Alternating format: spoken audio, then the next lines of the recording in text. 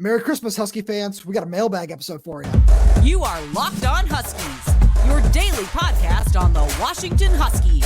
Part of the Locked On Podcast Network, your team every day.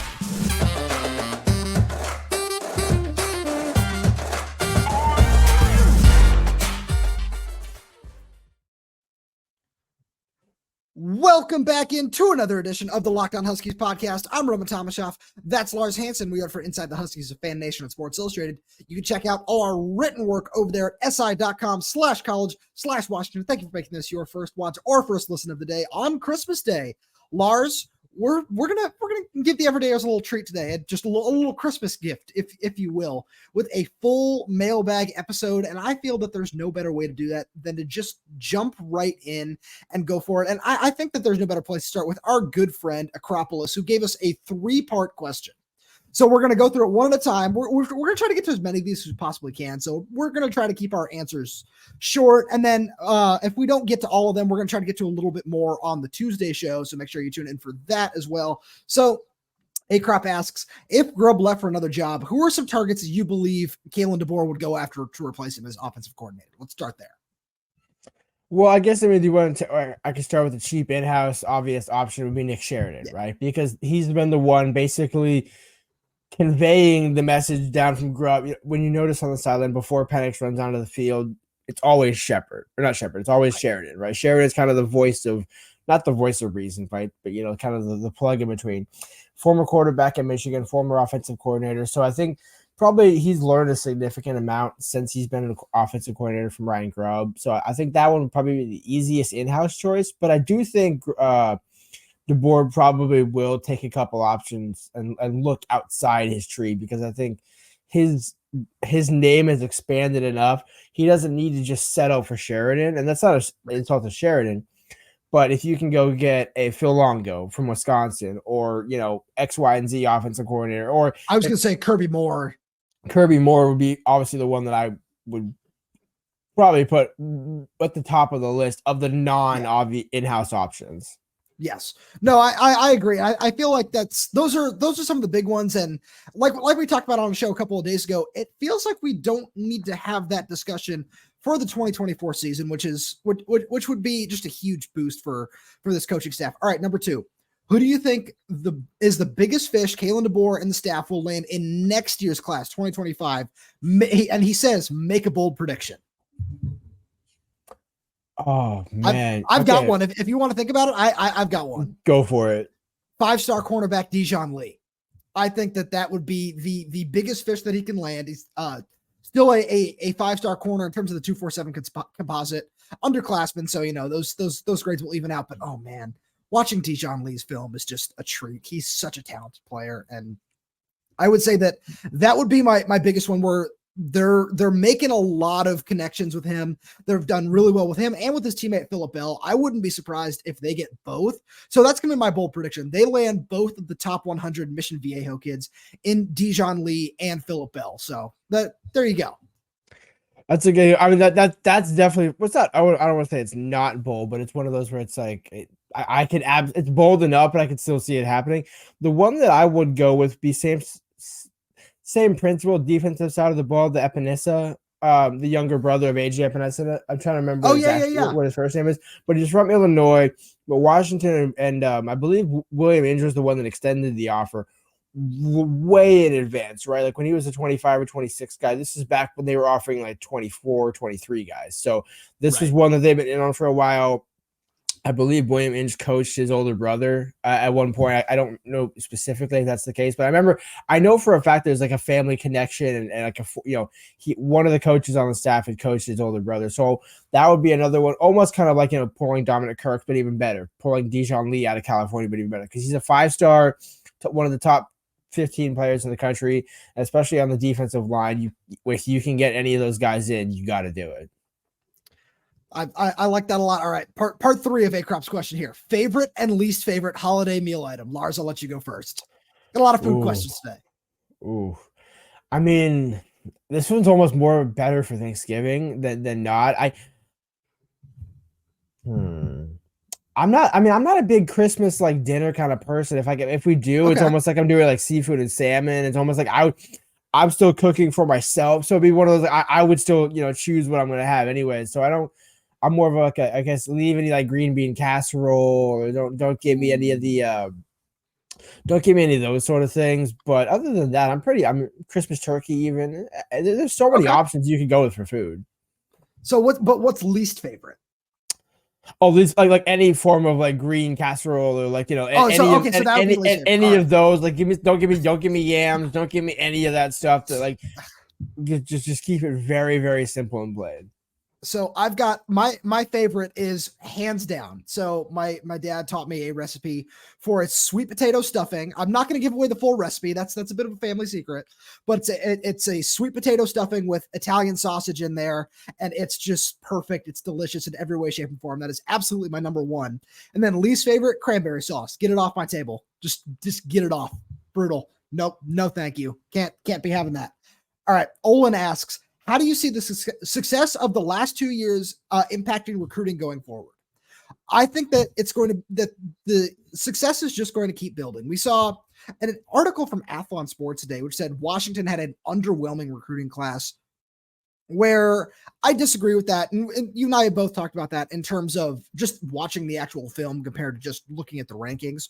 But it always has felt like, and again, this is something you and I have talked about on the show, where the 2025 class is going to be when we really see everything kind of come to fruition, where the staff was making a lot of relationships like happen with the underclassmen, and just kind of always looked at the roster in terms of, all right, we can patch things through the portal here. And then when we're really going to kick things into gear in high school recruiting is 2025. So I think that's when we're really going to see what this staff is building towards on the high school level.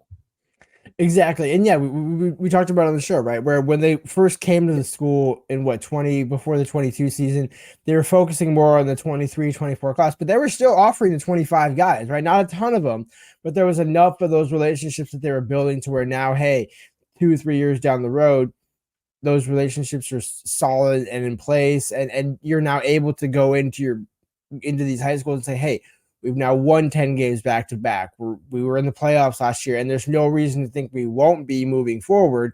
So now they have staying power, cachet, all that. And it's not like Chuck Morrell walking in and saying, oh yeah, I didn't really know any of these guys firstly, when they first got here. And now it's like, okay, well now everyone knows this. Everyone knows the coaches on both sides of the ball. And I think that's to Washington's benefit. So yeah, there's no way that recruiting goes anywhere but up. No, I agree. All right. Got a two-parter here from Jody. We're going to go kind of quick on this first part. I'll let you handle the first part. And then it's candidates to replace Eric Schmidt. I know we talked about that a little bit, but we didn't really give any names. So do you have any names just kind of off the top of your head where you think that might see somebody come in at the edge rushers coach position? That's an interesting one because, again, there's not a ton of, former guys right at that position, right, in terms of who DeBoer has been with. I would be very surprised if it's not an external hire. I guess I'll just say that much. I know. Yeah. I think I threw out Louisville's defensive line coach or co-defensive coordinator. I forgot what his name is off the top of my head, but he's coached with William H before. So I think I won't throw out a name, but I'll throw out, look at some overlap of coaches that have coached with other guys. I don't think Jamar Cain's an option, right? Because it's kind of hard seeing him go from the Broncos to the NFL. Now, if you give him, an assistant or associate head coaching title or some other extra bonus, maybe you pull that off.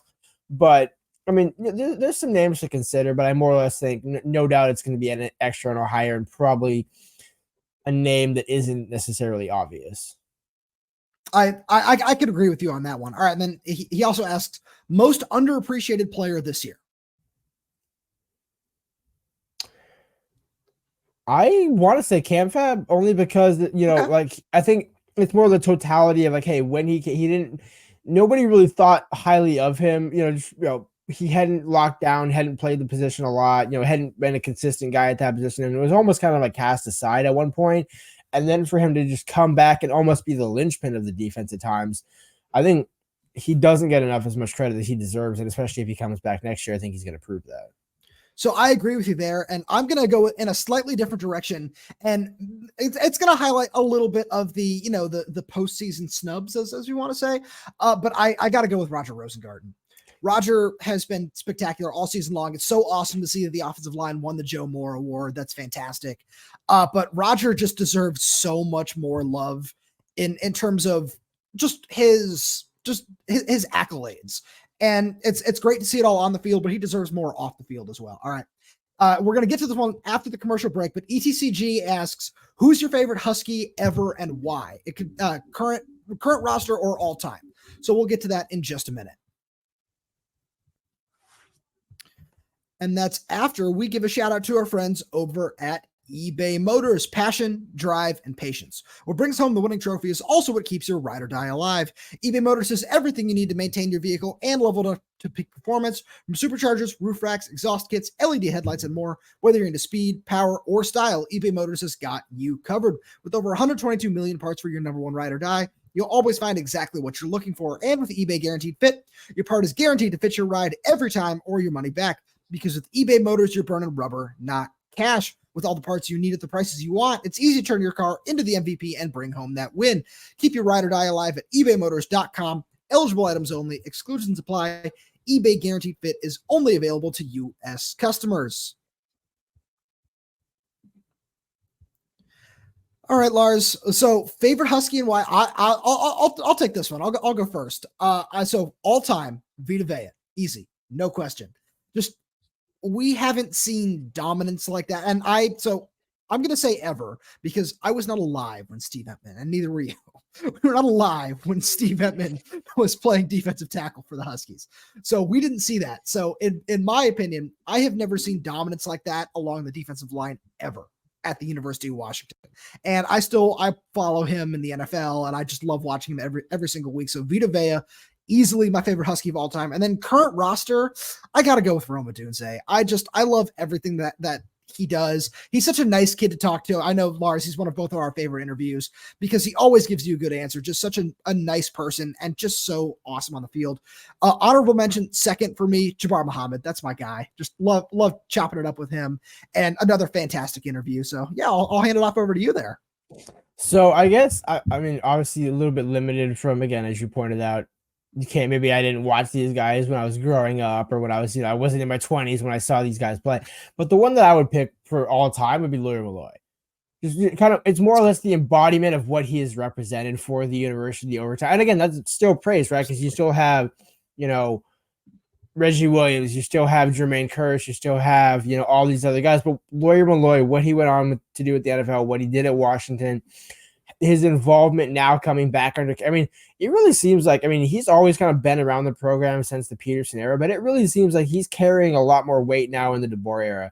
So I think it's kind of that full circle. Hey, he made his impact at Washington, did it in the league, and now is coming back. Even had a daughter go play at Washington for softball, I believe, at one point. Yep. So that would be Lawyer Malloy would be my all-time Husky. Current Husky, again, the same thing for you, right? Got to say, Jalen McMillan for the same reason as you said Jabbar Muhammad, right? That's my guy. But close second, I would say aside from Roger would be Probably There's so Zion. many good ones to pick Probably Zion. Probably Zion, just because of his candidness and everything that he's come through, and the fact that he, was kind of that original wave of not poly guys, but kind of, just that original early wave before Latu came in, before all these other guys came in, before Puka came in, when his team was truly he was one of the original bricklayers, if you will. No, I that's a good answer. I like that a lot. All right, we're going to jump over to some YouTube comments here before we get back to the Twitter. Kevin George 3169 asks, do you think UDub will need to step up their NIL game to get higher end talent to come to Seattle? I'll give you the long answer because I know you have a lot of thoughts on this. Short answer, no. Do you disagree? So I'm going to disagree in the principle of Washington's NIL is good without question, right? Clearly you're able to get guys, but you can't tell me that it can't get better. So I'm not saying it can't get better. So wait, because the question, right, is does it need to improve or can it get better, right? Because I think that maybe if I'm splitting hairs on reading it that way, I guess that was my interpretation of it. I think you're somewhat splitting hairs because when I hear the term step up, I think it needs to get can it get better? Absolutely, yes. But that's something that just from what we're hearing, what's going on behind the scenes, what we've seen from Motlake Futures and everything, what Troy Dannon has talked about in terms of NIL, I think that everything is on the right path. And I think that I'm going to put it this way. By the time next football season rolls around, I don't think there will be any questions in terms of NIL. Okay, I agree with that, right? But I do think in principle, it's almost like we're at the basketball example, going good to great, right? Can you go from really good to really great? Because I mean, I guess I would make the caveat argument of, okay, well, how come Washington can't afford some of these 5-stars, right? Like, are they getting maybe not outbidded, right? But if you're saying, hey, let's put our NIL towards this because we can't do the whole thing. If Kalen DeBoer can do what Kirby Smart did at Georgia, where he went basically to West Georgia and said, hey, here's all these multimillionaires. Here's what I need. If Kalen DeBoer can go to Bellevue and can go to Mercer and can go to some of these other places around the west side of the state and say, hey, you know what? Look how good I've already got it. If you guys could just each throw in a couple more $1 million here and there, imagine the roster we could get from right here to right here. So I think that to me is where the step up would come into play. But I mean, certainly I agree 100% with you that there's no question. I'm not concerned about it. I'm just saying it can always get better because it is not the number one NIL in the country. I mean, that's basically in my interpretation. If you can still step up to one, you can step up. I agree with that. Okay, we're gonna get one more in here from the YouTube, and then we'll jump back over to Twitter for a little while. We're gonna go back and forth here. John Ball asks, do you think Kalen DeBoer can turn the UW into something like what Saban turned Alabama into? And if so, how do you think he would go about doing so? I do. I mean, I basically just told you how, right? He's got to make it almost, to use the Saban example, it's basically Alabama, Georgia, Washington. What do they all have in common? States, names, symbol, impact. All three coaches, they all understand how to build cultures. They all understand the importance of recruiting. But one is a little, I'm not saying behind the 8 ball, but of the two, Kirby and Nick have clearly a head start over what DeBoer has at Washington. But there's enough resources around DeBoer at Washington with Troy Dan and others that certainly without question. I mean, that's why we've been saying there's no question about Kalen DeBoer's extension, because where is he going to go? Not going to A&M, not going to hold that for Michigan, not going to hold that for Ohio State. There's a handful of jobs now that Kalen will go to. There are more jobs that his assistants will go to, but there's fewer jobs that Kalen will go to. And that's why, I mean, it's almost like the thing with Saban, right? Where would Saban go? Back to the NFL? Where would Kirby Smart go? Nowhere. He wants to stay at Georgia. It's like the same exact thing with Kalen. It's like, why would he leave now? Yes. Oh, A&M could offer him $200 million. Great. I don't think he wants that headache, honestly. No, I agree with you there. And then just to kind of continue down that same pathway, I think that it's also expanding his coaching tree. I think that's the other big improvement that needs to be made. And I'm not necessarily concerned about that because we saw him do it with Jamarcus Shepard. We've seen that he can go out and hire an elite coach. So I think that's the only other thing that I would say that needs to be taken to this to a potential dynasty level is adding a couple more position coaches of that caliber. All right, let's move right along here to something in the same similar vein here. Coke Greater Than Pepsi asks, if you could snap your fingers and have one aspect of the program change overnight to help elevate, what would it be and why? It kind of sticks with that NIL discussion, right? Yeah. I mean, because again, I mean, I'm gonna say yes because it's Christmas time and I'm trying to not be the Grinch and throw some coal into the shade. So yes. I mean, because again, to that point, NIL change even makes a bad coach good, right? It's like, hey, maybe this guy doesn't coach me that great, but the NIL situation is fine and the players are fine and the head coach is fine. So maybe my position coach isn't the biggest problem in the world, especially if they bring in transfers to coach me up anyways. So I'm going to cheat a little bit. I'm going to say, I'm going to snap my fingers here and the Big Ten move happens tomorrow. Do you know why I say that? Not because of money reasons, but because of marketing. Yep. Because we've already seen so much of what the Big Ten has been able to offer in terms of marketing this program, in terms of having Kalen DeBoer on for signing day, when the Pac-12 Network never covered that. That was never a thing. And just being able to have access on a legitimate TV network, not trying to watch as we record this on Friday, not trying to watch the Eastern game on Pac-12 network and me remembering, oh yeah, I can actually watch that. But it's just everything that the Big Ten can bring in terms of marketing, in terms of the big name brand that it has, and the fact that I think that Washington can be a top 5 team in that conference every year. And when we look at just kind of the middle tier of the Big Ten, they can elevate themselves and they can compete with the Michigans, the Ohio States, the Penn States of the world. Because then right after those 3 teams, after those 3 schools, you get Oregon, USC, Washington. Those 6 are going to be the premier in the Big Ten. So I would say that just making that move come faster will have just a massive elevation just to this program. All right, we're going to take a break here real fast, and then we're going to get into another 3-part question here from at Chris Peterson's burner, one of my favorite follows on Twitter. Just a fantastic one right there.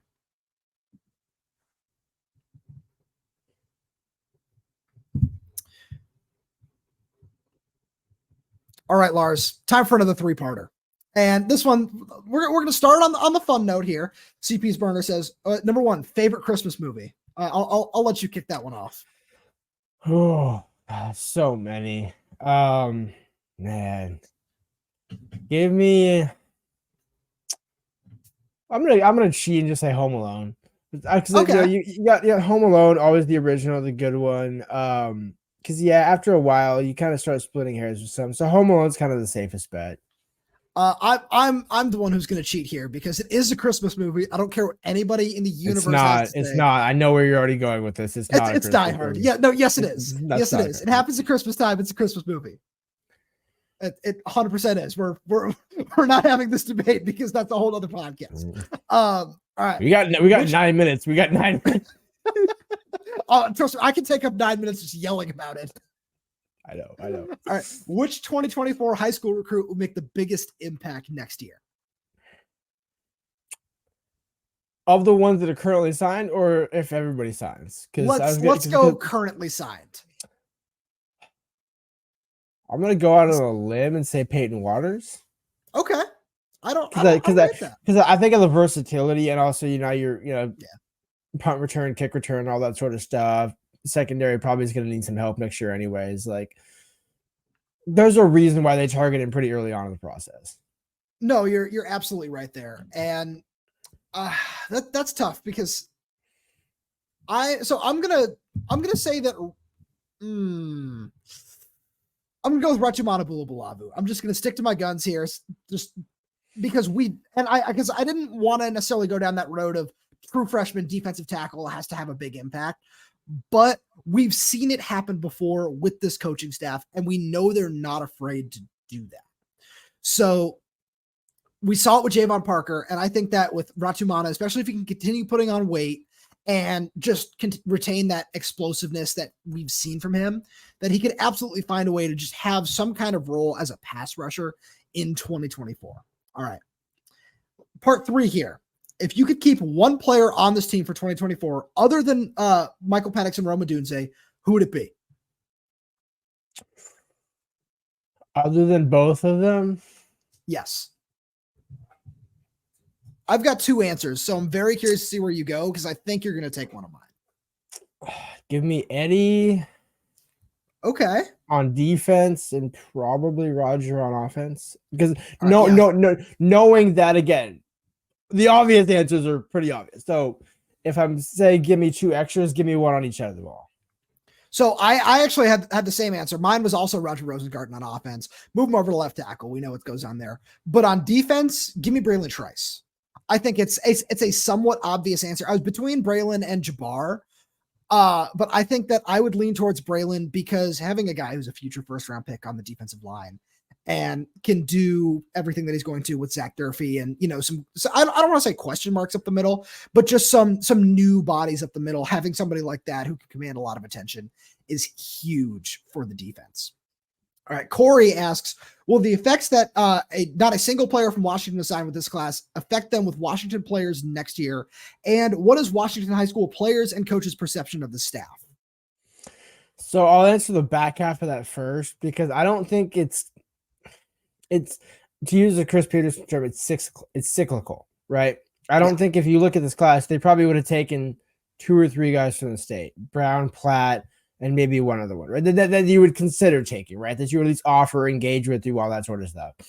Next year, there's probably a handful of guys again. Chandler Beverly, Noah Flores. There's a couple of guys. So I think the perception of the staff is fine. Like there's no like animosity like there was towards the last staff where it was, right, hey, these guys are completely ignoring us, this or that. It's like, no, they're still recruiting the staff. They're still hosting guys. I mean, Dante Manning right. The Bellevue offensive tackle has been to Washington a couple of times. Last name Manning, don't quote me on the first name, but I was like, I was like, wait, isn't that the Oregon corner? Yes.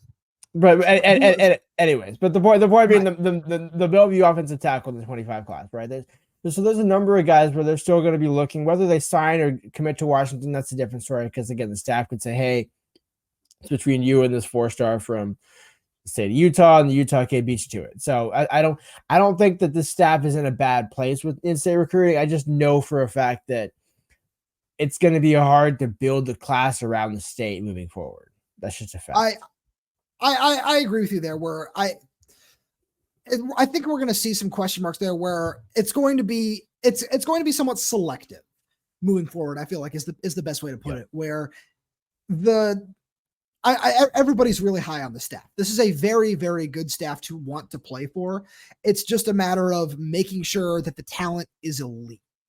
Where the argument can be made where look around the country and how many Washington players not named JTT or Emeka are having a significant impact for their team is the big question. So and that's something we're gonna talk a lot more about going forward. All right, we got 2 more 3-parters we're gonna hit here, so we'll try to move through these rapid fire. Lou Dog asks the first part: can we get Lars to read some scripted sponsors? That's definitely in the works. We're gonna make that happen. Yeah. We'll get there. There's just certain technicalities that I'm trying to work through, and some logistical things. I was gonna say some more or less some logistical things. That's true. Yeah. Why we're not doing? But yeah, the ad reads are coming. I can promise you that. We love to see it. We love to hear it. All right, part 2. Do you both foresee an influx of UW players hitting the portal after the college football playoff? And if so, whom? Influx implies that what's 5 or more? Wave.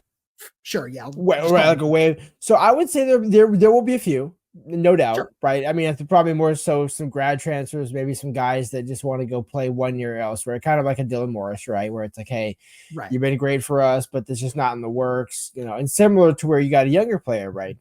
Tayshawn Lyons, where he leaves. So I don't think, I mean, really, there's only maybe 1, 2, 3, 4, 5, 6 players that could transfer in general, like right, that just overall that I would consider transfer possibilities, and most of those guys are not impact guys. So the one, because he asked who, the one name that I know you and I have talked about on the show that I feel like it's just kind of okay to put out there because he's talked about it a little bit too, is Jacob Bandes, where we expect him to grad transfer after the season. He's kind of said some things like, oh yeah, this is going to be my last season at Washington. So we wouldn't be surprised if he is a grad transfer. And then part 3 here, best Christmas present you've ever received.